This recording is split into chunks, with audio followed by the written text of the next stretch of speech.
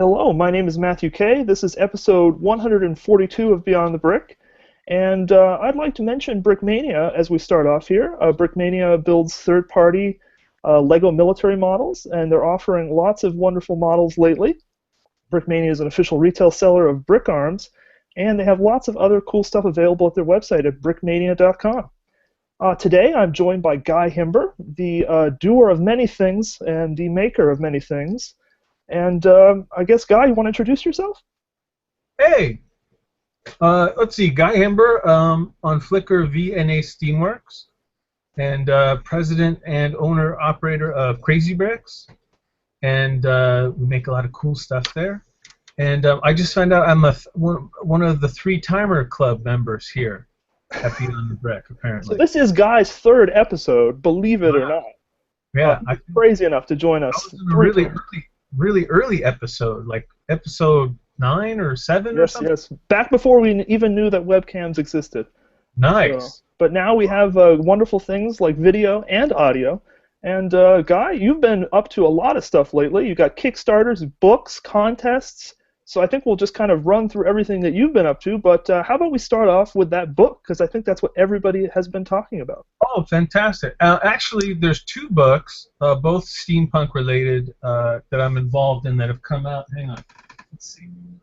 The first one, which is probably not as well known, I was invited to be a contributor to this book, which is Steampunk User's Manual.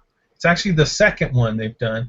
And if you look close, right there, one of my mocks on the cover, and then I probably have about a half dozen other steampunk related Lego pieces in the book too. But it's kind of a cool book. It's not really highly structured. It's a lot of inspirational stuff. So people that just want to get the flavor of steampunk, I was really excited to be a part of that one.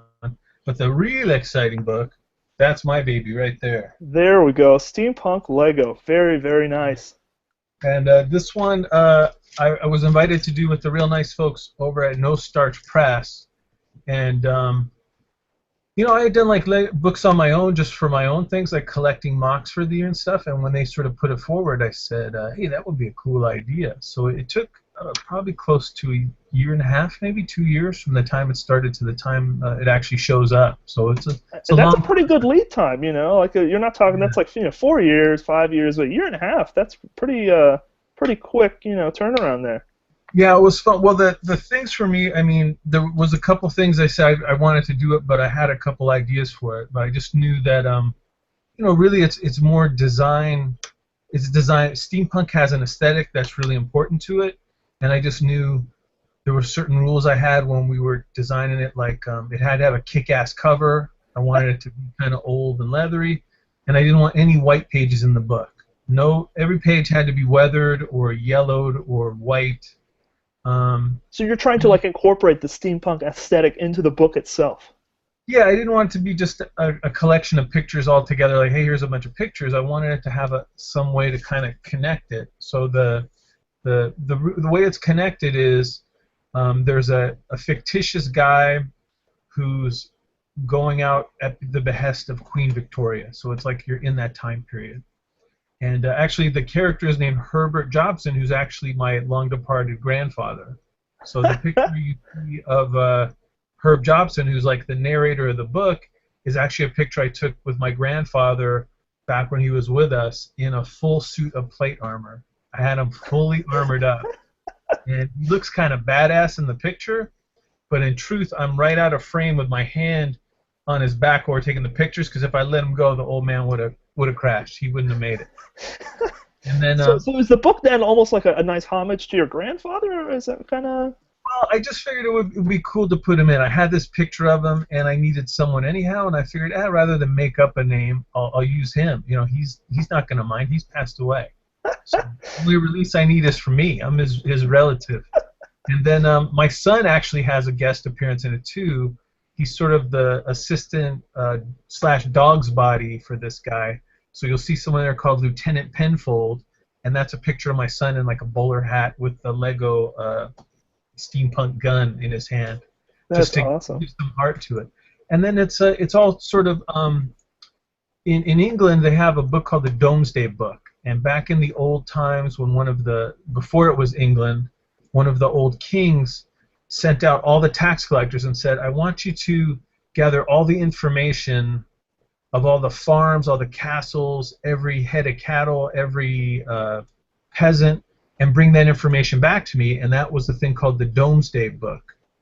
And Huh. I like that idea, and since it's very English, that was kind of what I wanted, was a guy who had to go out and collect all of the technology of the time, which is all steampunk, put it together in a journal for the queen, and then give it to her. So what you have as the reader is sort of the only copy of the book. So it's as if you're reading it instead of the queen, and you're getting basically this report on all the latest technology. Granted, it's the late 1800s technology, and that's all obviously represented by the steampunk Lego models. Yeah, it turned out really neat. And the feedback has been awesome. People whose opinions I really care about really seem to like it, so it makes me feel good. Well, you Yeah. know, you definitely got the target audience down pat. So, and those people, you know, they're always going to love it. That's awesome. Yeah, it turned out neat. Have you seen a copy yet? And so, I personally do not have a copy. I hear that there is one on the way towards me, and this is a travesty, isn't it? It's a travesty. I know. I think you'll like it. Yeah, it's really neat. I'm very excited. And you know, No Starch, like you said, they do quality work, and you know, you yourself do quality work. So when you fuse the two together, only good stuff can happen, right? Yeah, I got really lucky. There was two fantastic people on staff there, Serena and Riley, who really helped me out and just did a great job and helped me through the process, and were very understanding and patient with me and through the whole thing. So yeah, I can't say enough of good stuff about them. They were really fantastic about it. And again, in the end, I'm really happy with how it turned out. Yeah, it really turned out good. Totally. And so I think one of the things that really piques my interest is like the very, very initial like beginning stages of the book writing process, as it were. So like, what did you do to kind of like, you know, take it from maybe I should do this to like something that was a viable, like, you know, beginning like a viable product? What were your like lots of scratch paper notes on your computer? I think the hard part was it was really just more the concept. It took me a while to say, what's the excuse to curate all these pictures together and put it together in an interesting way? And that was what took a while. It was sort of this journal idea that really sort of felt good to me. And then what it also did was I was able to just create little notes about each mock, or in the case of some of the people, they might have already had a bit of a background story I could draw from. So each page is not only a picture of the mock, but some sort of made-up little history about it. So it's kind of like, I guess it's a book to inspire people. You know, if you've never seen steampunk or you wanted to build something, there's a loose narrative idea that carries through it, but each one kind of has its own little idea. It's like enough to go, whoa, you could build a whole world around that, or a whole story or universe about the idea behind that mock. And that's got a lot of neat references and references to people I know and weird things. So it's fun. There's a lot of little details that probably only I'll get, and some other people may or may not get. Yeah. So it kind of serves as like a lookbook, you know. You can just sort of flip through this, and stuff can. If you've never touched steampunk, do you think if someone has never built maybe anything steampunk related, they're not into the whole scene, could they open this and like appreciate everything you're doing relatively quickly? Yeah, because I think the idea is it's meant to appeal to just steampunk people. So if they're into steampunk, they could certainly be happy with this book. It's meant to appeal to Lego folk. They could pick it up and appreciate it. And then if you wanted an introductory type thing to either one of those, you could just hand that off to someone who's never heard of it, and they'll kind of check it out and get it. And then as a builder, you know, cool stuff always will inspire people, I think. So Yeah. the more interesting quality stuff you see in one place, the more likely you are to go, hey, I gotta try that, or I gotta build that. Yeah.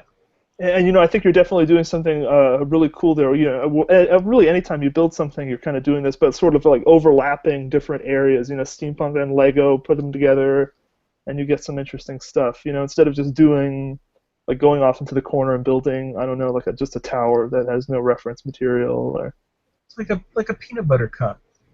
You know, peanut butter and chocolate. yes, exactly. Like Yeah. a peanut butter cup. It just good things come together, and they just you know, get all mixed up in unison. And Plus, we're hungry. We like food, so that's good. of course. Well, I think everybody should go out and get a copy of your book, then, Guy. I think it's a good idea. I like that idea. Definitely, very cool. And you know what? You showed the earlier steampunk book, and I noticed that the Lego photo on the cover that also that same build graced the cover of Brick Journal, if I'm not mistaken. Oh, on the back cover. Wait. On Yeah, on the the back. Yeah, earlier book. yeah. Actually, that shows up in Steampunk Lego too. This is all right. So this one on the front, this model, which is uh, I'm trying to think the original name. But there's an illustrator who does amazing steampunk stuff, James, and I'm gonna say his name wrong. Ing, I think it's like NG. Yeah. Ing, I think is how you pronounce that. I had always loved his work, and when I was thinking for a cover image, he has an illustration that's this kind of idea, and I had asked him. I said, "Hey, can I build that in Lego? Would you mind if I liberally stole from your idea?" He goes, "Yeah, no one's ever asked me to do that before." And then the roof tiles are a It's second not Lego, one. right? Yeah, it's from a company called Brick TW. They're out of Taiwan, and I had seen early versions of those too, and I just thought they were awesome. I mean, I like when people take Lego compatible stuff, obviously, and go in fun directions with them that maybe the Big L can't do. You know, they're limited in how much they can do and stuff. And I contacted them, same thing. I said, I have this idea. I want to get it on the cover of a book. Since then, we've become really good friends, the owner of Bricks TW and myself, and we worked out a deal and got to pieces, and I just had a blast building the model for that. But then on the back cover, Okay. it's certainly become my icon, and definitely that seems to be an icon for Steampunk Lego unofficially. So I wanted to put it on the book, but not on the front cover. I felt Too stereotypical. yeah, we'd done that, and that Brick Journal had that on the cover. So I wanted something new for the front that really stood out, and the big Empress flagship just blew. When it was, I love the illustration, and realizing in Lego was a pleasure to do. It really turned out awesome. So Totally. I mean, yeah, you nailed it. You totally nailed it. yeah, and the whole book is full of great stuff. I mean, any of the steampunk guys you might have known, I'm sure they have something in there. Rod Gillies in Scotland has a lot in there. Sylvan who's Captain Smog, Okay. Swiss guy, he's got a ton in there. In fact, he helped me design the cover. He's a fantastic illustrator, product designer kind of guy, and we worked on that together a bunch of times till we got it right. But he helped me a lot with that. Bo, who does a lot of rail ships and stuff. I mean, pretty much all the guys, Steampunk Lego guys, are represented. They were the first ones I went to and said, "What's your coolest stuff? I want to put it in a book. Get you a copy." So everyone was very, very cooperative and enthusiastic, which was nice. That's awesome. Yeah, and I do respect this book also. We're just going to keep throwing out the really nice generalities here, but it doesn't fall into that same niche of like a Lego book that's just got a bunch of random creations kind of thrown in without too much of a overall theme. You know, like I don't know. There's been some like not no Starch Press, but just other book publishing companies.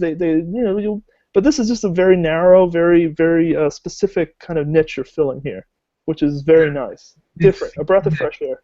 Yeah, we say this is the theme, and we're going to put it everywhere, and we're going to wave the flag, and do not question it. We'll always be steampunk from page 1 to page 200 and whatever. Steampunk, totally. Constantly. That's awesome. Well, Guy, I think we need to talk about the contest here. So you have is it a Dungeons and Dragons meets Mixels meets Lego, like smorgasbord? Kind of like that. Well, we had been in discussions with Team Lego, all the guys over there, and Nanan and I do the Iron Builder contest, and they said, "Hey, how could we be a part of that?" So we were in discussions with them, and Mixels, they were looking to promote that more, and we said, "Get us a bunch of Mixels to work with, and we'll use Mixel-specific parts in the next couple Iron Builder contests." So the past 3 were all based from different Mixel sets, and then everyone who was a builder in it got like the full Mixel set. So not only did they get the parts they needed to build with, but they also got all the other parts with it and everything. And we had a contest back then to give away some Mixels. from that, and it's just been good for us because we like this idea of sponsorship if it gets more interesting parts for people to build with. So I had one chunk of parts left, and I was talking to Nan, and I was like, hey, how are we gonna do something with this? And I had built, actually, I have a couple of the models here. Ooh. I had done a couple D&D based things that were very mixly. So there's a beholder, and there's a very iconic character called Tiamat. I think I'm saying that right. Who's like this 5-headed dragon. Like, this is about as over the top as you can probably get with Mixels. Oh my God. He's basically Joints galore.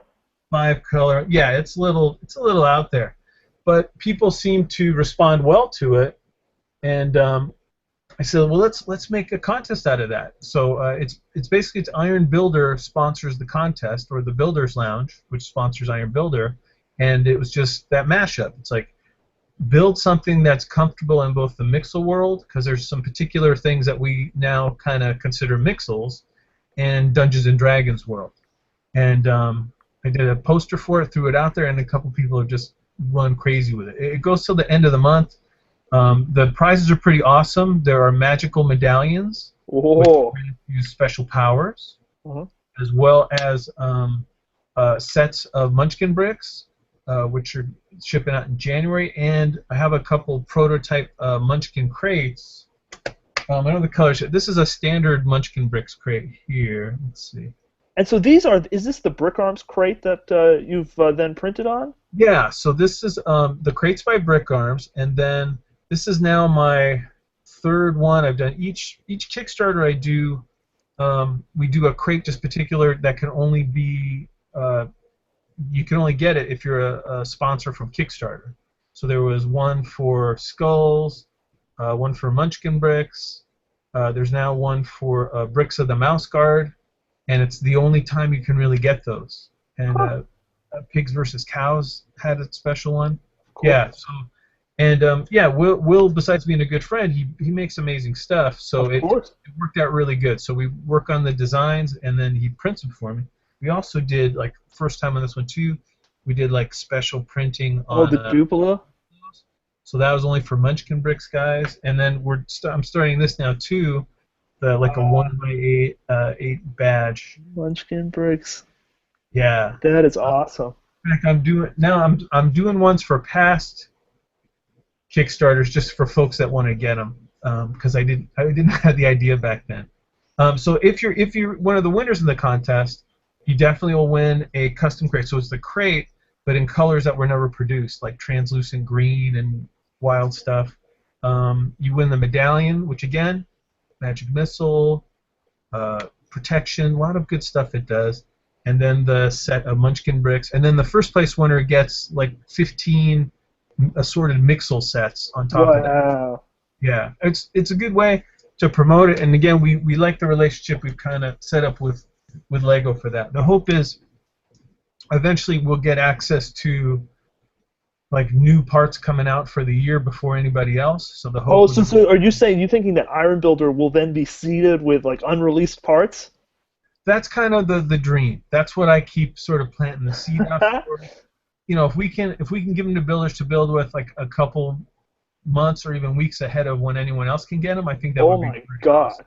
Yeah. So that's the end game goal. That's like the Illuminati type stuff, you know. You're just like you're pulling like gold out of the streets. Like that. Like now that I told you about it, oh, see that ninja guy behind you there? Yeah, he's gonna kill you at the end. No. We didn't mean to unleash this onto the world. No. There you go. And then our last round was cool. We had a sponsorship from Alice Finch, who was able to get us like for the next couple rounds. We have some parts that she's doing. Although the next round, the next round of Iron Builder, I can't tell you who's gonna fight him. I know who it's gonna be already. But it's the Mayos, Sean, and Sirkan and Coral. Of course. Steph, and they will be fighting. They're very hard to find competition for, as you can. I don't know who would want to go against them, right? Yeah, so far they're undefeated, and I think if they win this round, they're going to retire to the Hall of Fame. I think. Really. But I will tell you, I have two folks that are going to be going against them that I think will be will be of a level suitable to them to make it very challenging. Yeah. Now, this is a pair that works in close collaboration, I would assume, as Jon and Steph do. They are a pair that have collaborated numerous times. They're both fantastic builders on their own and have agreed to combine their evil powers for this next round of Iron Builder. It's going to be pretty awesome. Do they live in the same household, Guy? I can't tell you any more than that. Oh. We'll figure out who it is. So we'll let you be surprised with everyone else. That is awesome. Yeah, the part is just going through the last vetting, and then the part's going to mail out probably in about a week. And I think that round is going to start beginning of January. Yeah, that should be awesome. Unfortunately, our last round that just wrapped up, the Iron Builder, he won. His competition had to bow out for personal reasons, so it was kind of a bummer. It was the first opener of the season. It was an amazing part. It was our most expensive part we've ever used before. It was like the macaroni elbow bent piece in chrome. Oh. Just a tremendous part, and it's unfortunate it didn't all work out because it would have been a great round. But the Iron Builder, still, he built like 6 things just because he's awesome. Yeah, it's Gil in Brazil. Yeah, Gil would be a fun person to interview too. He's very humble, but damn, that dude can build. So correct me if I'm wrong here, but yes. I believe I was scrolling through my Flickr feed at one point, and I saw a photo of said Gil with Keith Goldman in a restaurant high in the air above Las Vegas?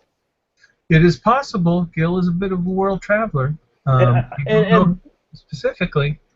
Correct me if I'm wrong again, but does said Gil have Gary McIntyre and the famous Mythbusters ball in his possession right now? That is true. He is the current holder of the Gary ball.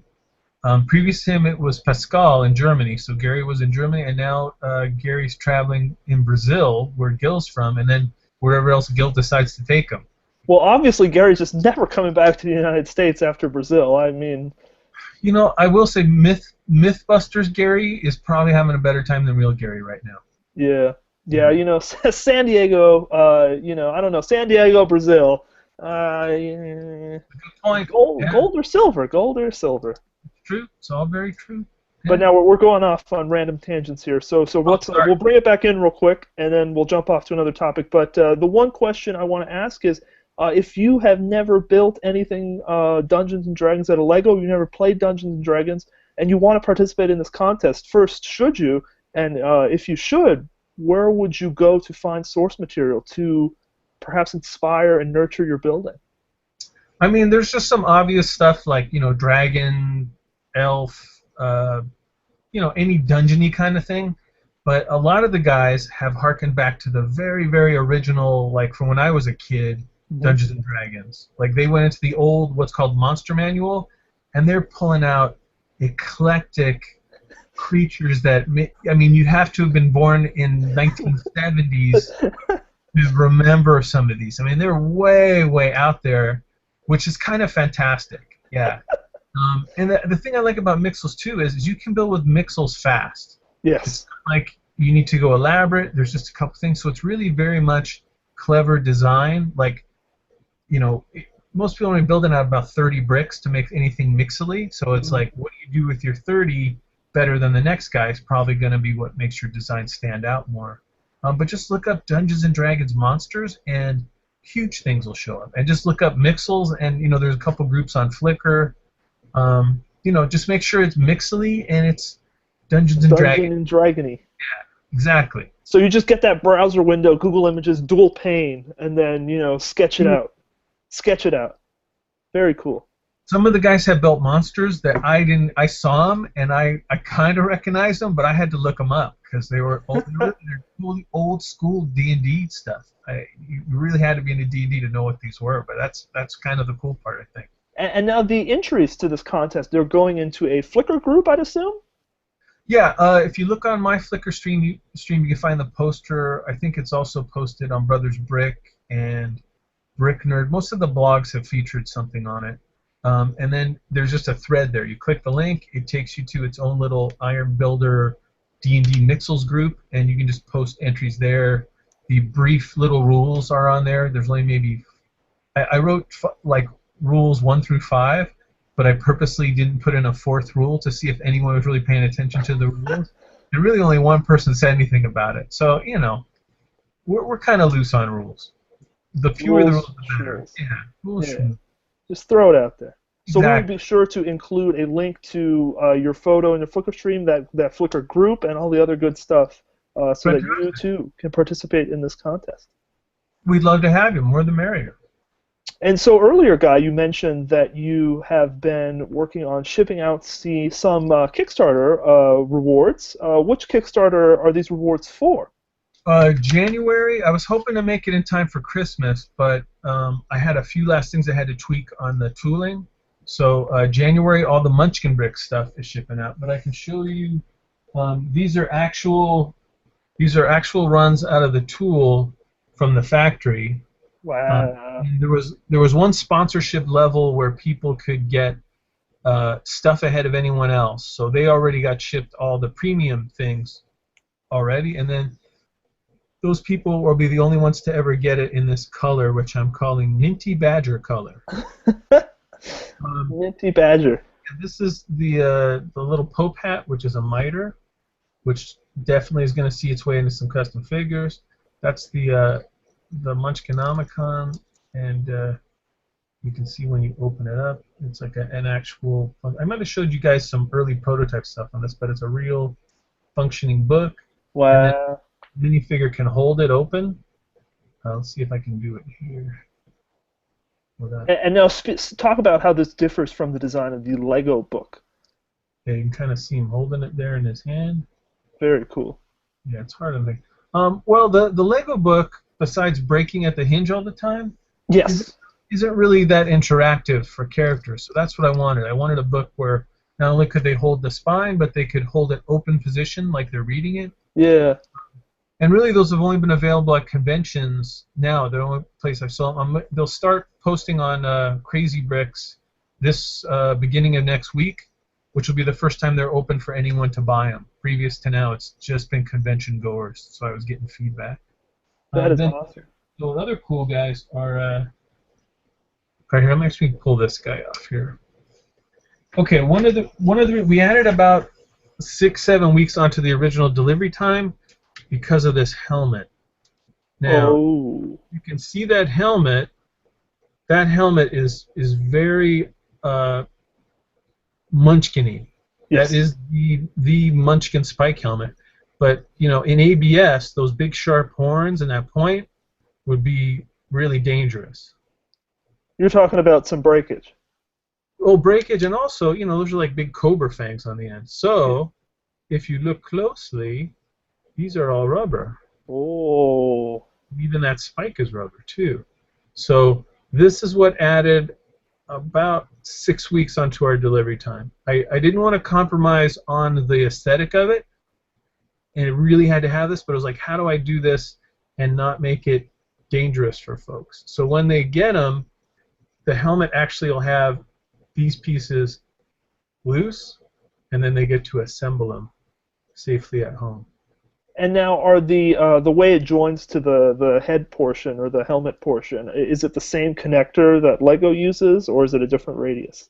This is radius just particular to this. Yeah, it's very much meant just to be for this helmet because there's like space and particular restrictions it has, and it's really shallow in here, so I didn't have a lot of room to play with, and it just took a while to tweak it. And I'll recommend to people, once they get it together, probably a little tiny dab of super glue wouldn't hurt, but it's mainly about safety. I wanted to make something great, but I didn't want to make something that's gonna stick anybody. Yeah, you could definitely. You're talking some injuries there if that was hard plastic. Yeah. If that was, and trust me, it wasn't cheap to do that. It would have been easier for me not to do that and do it as a solid piece, but it kind of goes against what I wanted.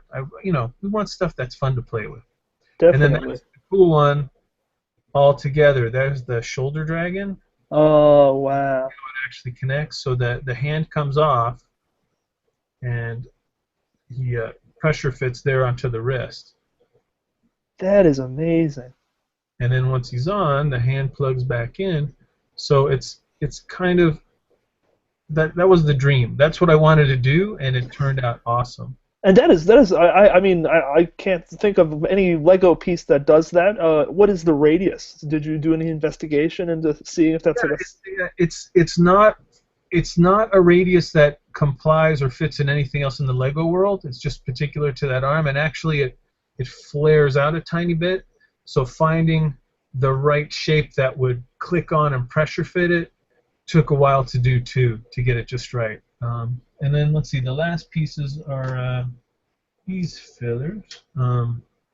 So there's the Duck of Doom, the Chibi Thulu, which turned out killer awesome. Wow. Yeah, and then Rat on a Stick, and the chainsaw. And if you look close there on the side, it says Orc Be Gone, which is again one of the iconic Munchkin. from Munchkin. Yeah. And then eventually. Oh, go ahead. Sorry. I just wanted to ask this question. So, you know, I'm sure we've talked about this before in one of our previous interviews, but I would kind of like for you to reiterate maybe the development process for these accessories and you know, little figures and stuff. Are you doing clay sculpting? And I think you showed us some 3D printed like larger elements. But yeah, how do you conceptualize this stuff? Digital. Digital.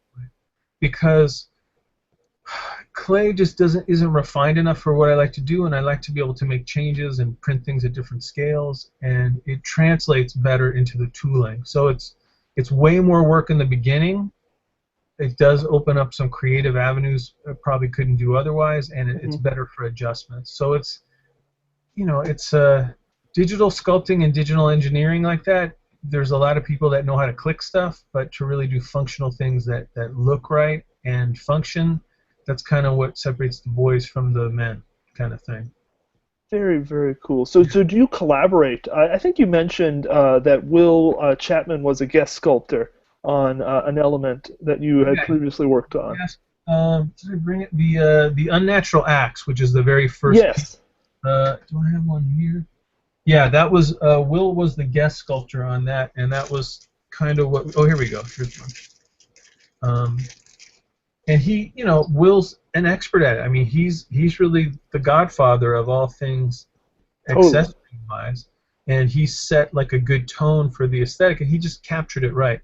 And, you know, everything in Munchkin Bricks is a little bit overscale. It's a little bit adventurous, and that kind of is what makes it different and why it works. Like when you look at them, they all feel like they belong together. You know, everything's big adventure, you know, Munchkin, crazy.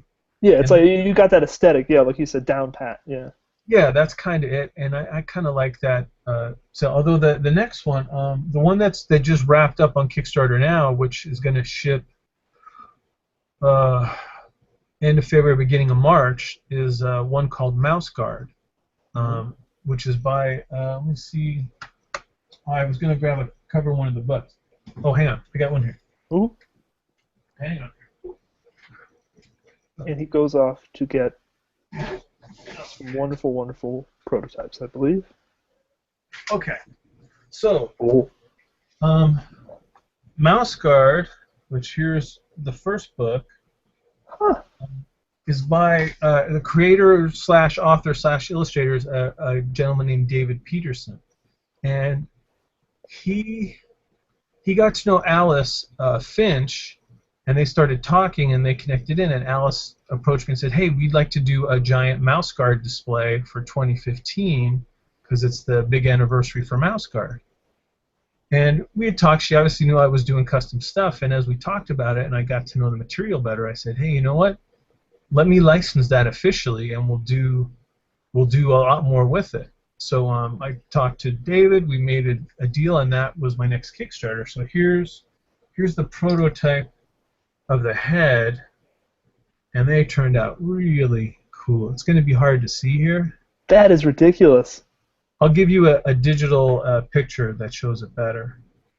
So people that support the Mouse Guard, not only will they get a bunch of different mouse heads, but this is another specific item called the Black Axe. Oh. This is the part that's really, really cool. We don't really have proper like beer drinking mugs and flagons and stuff in LEGO World. So here's the two different flagons, because it's very castle-y and medieval-y. So here's like a proper beer stein one and a nice one there. And then I don't have a hard copy. There's a very specific sword that one of the character has, Liam, which is this really cool sword. That's just a paper cutout, obviously. And then there's a really cool staff with a lantern on it. Oh wow! So is that a dual molded? Is that what I'm getting there, or? It's actually it's two different molds. Mouse guard. There's one that's focused on the heads, and one that's focused on the accessories. And this is actually my first project that's formally going to have painted details too. So there's about a half a dozen paint masks on the mouse heads. So we'll have the pink in the ears. The muzzles will be a different color. They'll have glossy black eyes. So they're really going to pop. It was sort of the next step that I never got time to do with pigs versus cows, and this is really going to allow me to do that next step. Yeah, this is right. I mean, that's going to like animate the face. You know, you'll definitely get a lot more detail in there. And then another cool piece. This is another mold set that's running. Finally, I got to do these. Stovepipe Hat? Stovepipe Hat, but like realized 3D. Yeah. And does this like harken back to your earliest days? Was this your first custom like Lego part, the large stovepipe hat? You know, my background's mechanical design, so the first stovepipe hats I did were machined. So you know, Lego is injection molded. Machining is like you have a raw piece and you're actually you're taking away the material that you don't want there to make. It's like a redactive molding process, or am I not using the correct terminology here? I don't know. It's machined. It's machined. A lathe is. Yes. Spinning yeah. around. Yeah. On CNC lathes. Yeah. So those were all the first hats. But you know, there's a limit to how convoluted and aesthetic you can get. So this is a real injection molded stovepipe hat. It'll be in about a half a dozen different colors to start with. I think I'm going to do a couple like brass, like gold-plated ones. Yeah, there's some big plans for that one. That's awesome. Yeah. And it does have like kind of aesthetic, you know, like a floppy like stovepipe hat type of sort of. Yeah, it's that next step that the first one's never had to them. And then what else is coming up? I'm doing a collaborative project with one of my favorite guys. There's a gentleman called Dr. A, who does a whole series of art pieces called Victorians. We have a collaborative Lego piece that's coming out next year that's going to be pretty awesome too. Ooh, very cool.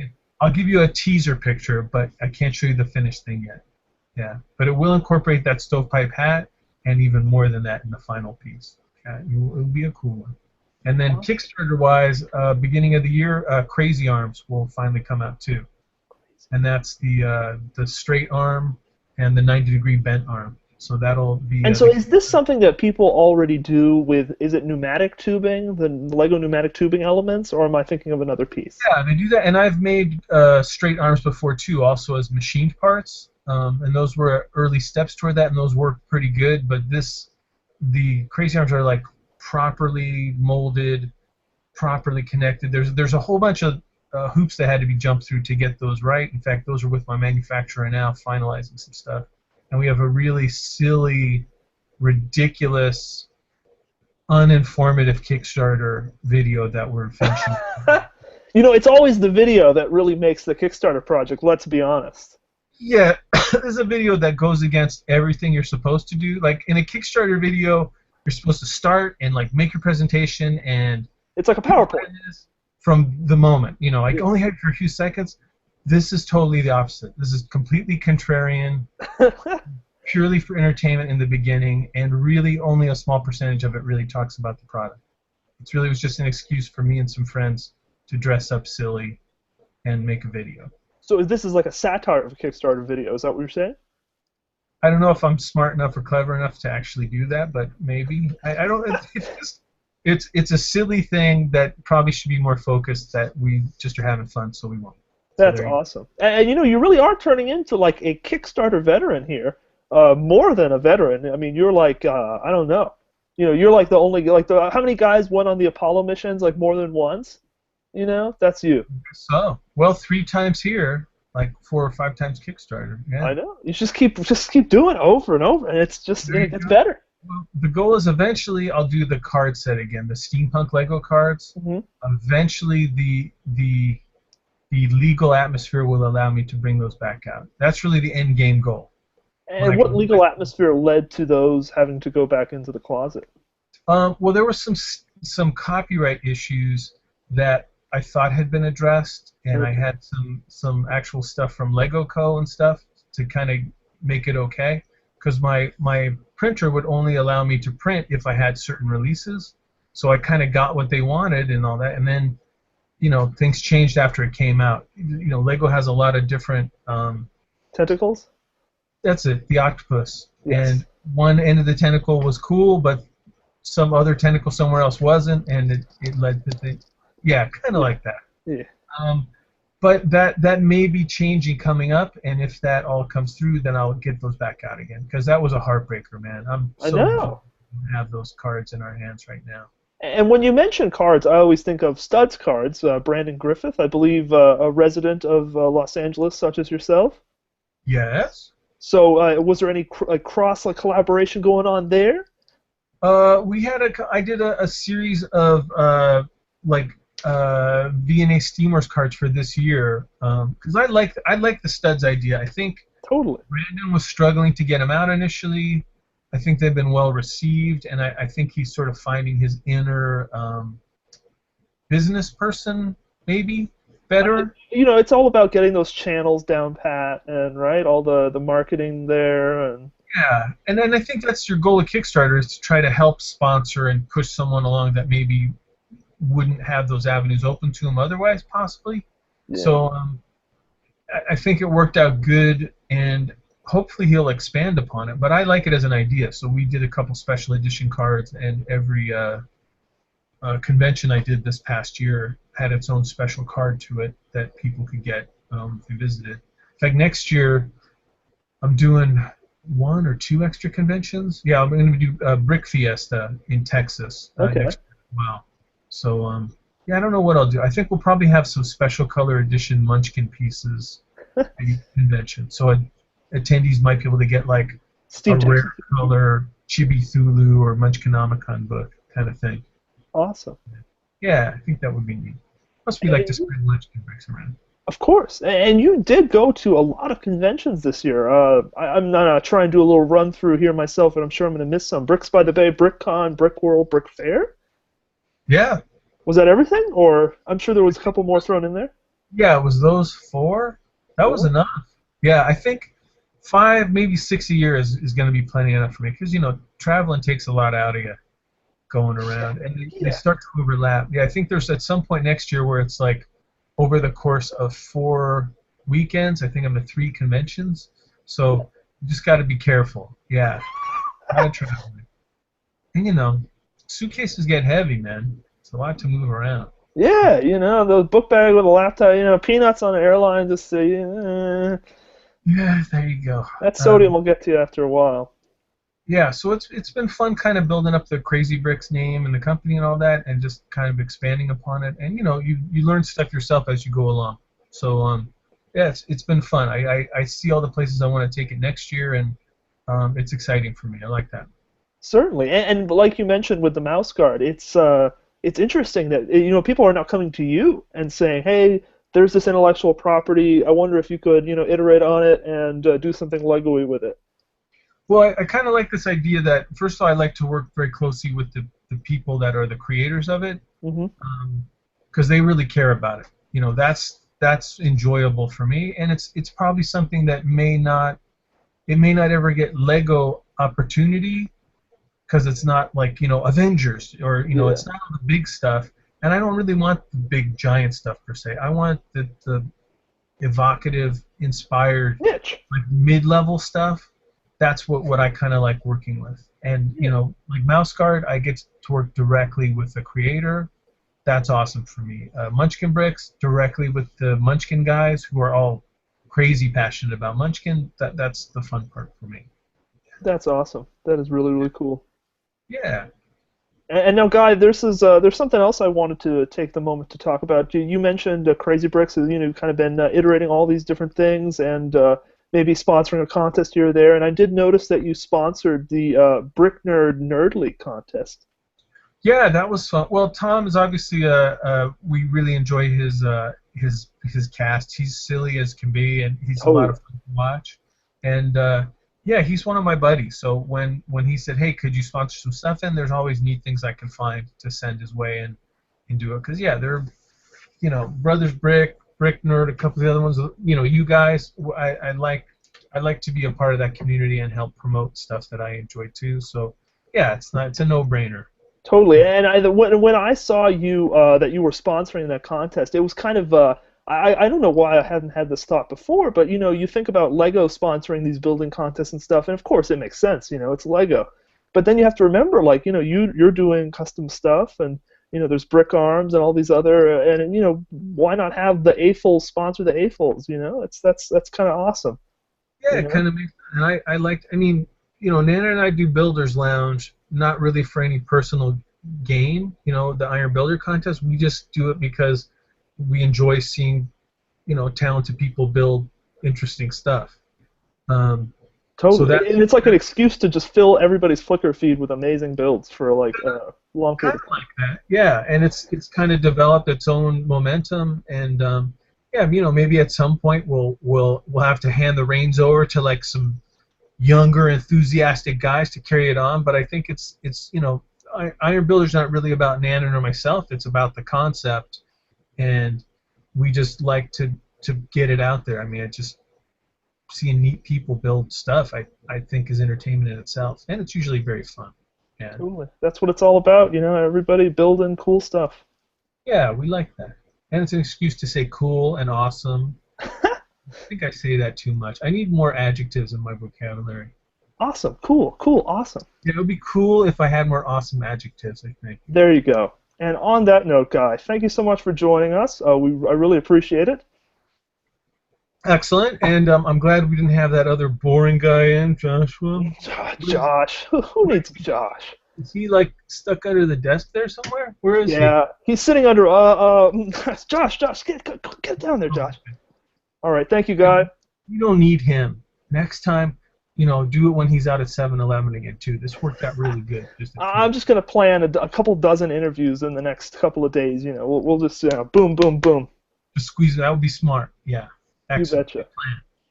And I'd like to take this time to mention the Brick Builders Club. Feel free to sign up so you can get some brick swag at brickbuildersclub.com.